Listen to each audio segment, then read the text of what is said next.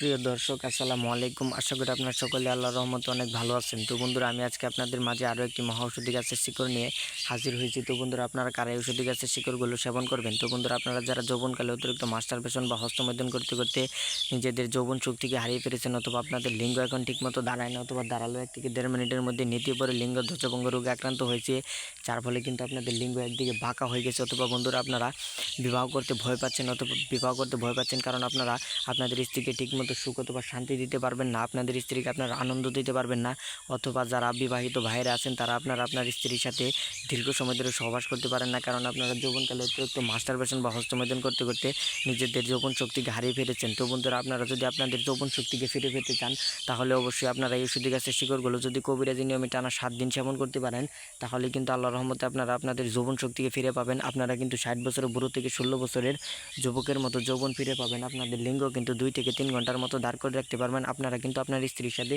2 থেকে 3 ঘন্টার মতো সহবাস করতে পারবেন। আপনার স্ত্রী কিন্তু আপনার পা ধরে মাপ চাইতে বাধ্য হবে। আপনি আপনার স্ত্রীকে এক রাতের মধ্যে ঘায়াল করে দিতে পারবেন, কাবু করে দিতে পারবেন।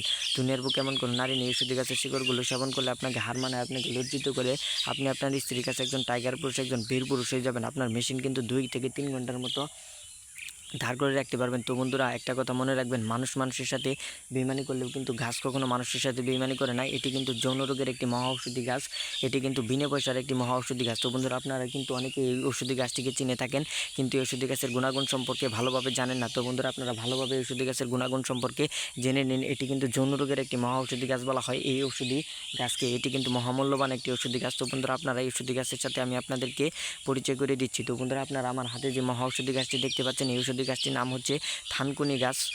তো বন্ধুরা, অনেকেই এই ঔষধি গাছটিকে কিন্তু গুটুলি গাছ বলেও চিনে থাকে। তো বন্ধুরা, আপনাদের গ্রামে এই ঔষধি গাছটিকে কী নামে চিনে থাকে অবশ্যই কমেন্টে জানিয়ে দিবেন।